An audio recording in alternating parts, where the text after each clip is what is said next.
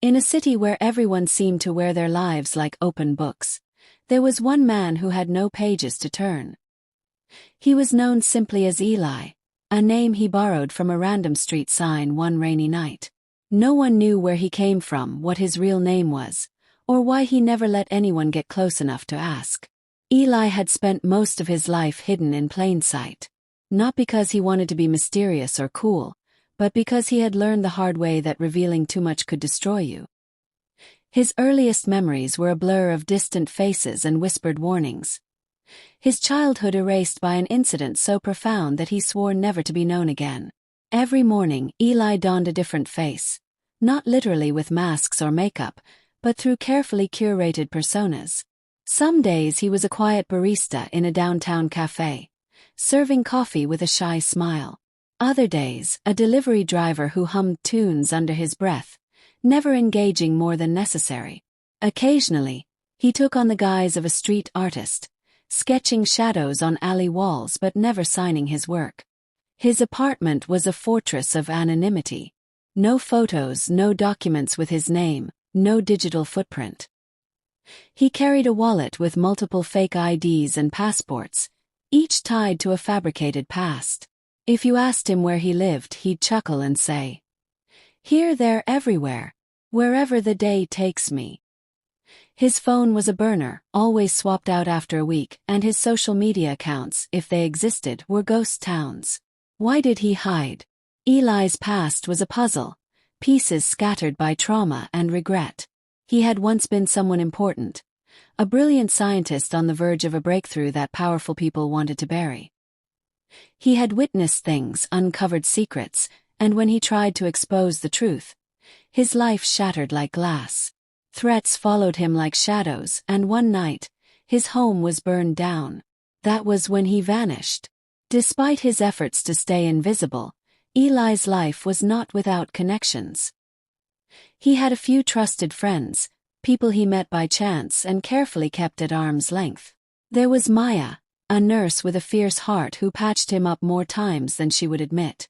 And Jonas, a hacker who understood the value of secrets and helped Eli stay off the grid. They never asked for his real name, and Eli never volunteered it. Yet, beneath the layers of disguise, Eli longed for freedom, not just from his pursuers, but from the endless game of concealment. He dreamed of a day when he could walk into a cafe, order a coffee, and simply be Eli. No masks, no lies, no fear. One evening, as the city's neon lights flickered in the rain, Eli found himself at a crossroads. A new threat emerged, darker and closer than before. The choice was clear: keep running and hiding, or confront the past he had buried deep. With a deep breath, he decided to reclaim his story. He reached out to Maya and Jonas, revealing the truth piece by piece, letting the walls come down. Together, they devised a plan to expose the conspiracy that had forced Eli into shadows. It was dangerous, but for the first time in years, Eli felt alive. The journey was long and harrowing. The world wanted to know who Eli really was, and at last, he was ready to show them, not just the man in hiding, but the man who refused to be erased. The morning after Eli made the decision to stop running, the city felt different, sharper, louder, and yet strangely full of possibility. The rain had cleared, leaving streets glistening with the first light of dawn. 4 years, Eli had lived in the shadows, but now the sun felt like a spotlight on his face, exposing every scar he had tried to hide. He met Maya and Jonas at a small diner, a place that felt safe, tucked away from the prying eyes of the world. They sat in a corner booth, nursing coffee and weighing the risks of what they were about to do. "I never thought I'd see the day you'd want to come out from hiding," Maya said, her voice both relieved and worried. "You know what this means, right? Once you start, there's no turning back." Jonas nodded, tapping on his laptop. The organization Eli uncovered. They're not just some shadowy group. They have eyes everywhere. Government agents, private security, hackers who wouldn't hesitate to erase us digitally or worse. Eli swallowed hard. "I'm tired of running. If I'm going down, I want it to be on my terms." For months, the trio worked in the silence of hidden rooms, gathering evidence piece by piece. Jonas's hacking skills uncovered encrypted files and secret communications, revealing a sprawling network of corruption tied to Eli's old research. Maya provided medical cover and helped them navigate safe places when threats grew too close.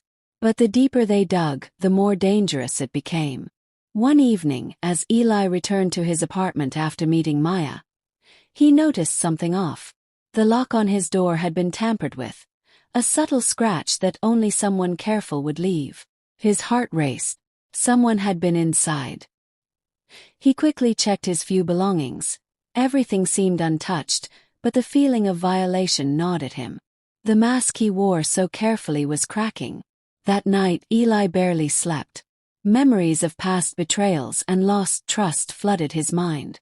The man who had once been so careful now felt exposed. The next day, Maya confronted him gently. "We have to be more careful. They're on to us." Eli nodded but felt a surge of defiance. "Let them come. I'm done hiding." With that resolve, Eli took the boldest step yet. He reached out to a journalist known for exposing government corruption. He sent an anonymous tip, a small piece of the puzzle to test the waters. The journalist, a woman named Claire, responded cautiously but eagerly. Over weeks, they exchanged information, each meeting more dangerous than the last. Claire's questions grew sharper, her presence a beacon of hope and risk. Then the unthinkable happened. One night, as Eli, Maya, and Jonas met to review new findings, the door burst open. Armed men flooded the room, their faces masked but their intentions clear. Eli's mind raced. He grabbed a small hidden vial of something Jonas had given him, a powerful sedative, and threw it into the air. The room filled with a faint mist, disorienting the attackers long enough for the trio to escape through a back exit. They ran through the maze of alleys, hearts pounding, lungs burning. For the first time in years, Eli felt the raw terror of being hunted not just by shadows but by people who wanted to erase him permanently. They found refuge in an abandoned warehouse, breathless and bruised. Maya tended to their wounds, her hands steady despite the chaos.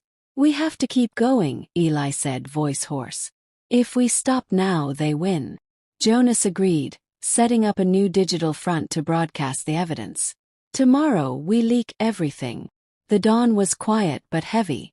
As the city woke, Eli stared out a broken window, wondering if the world was ready to hear his story. When the leak happened, it was explosive.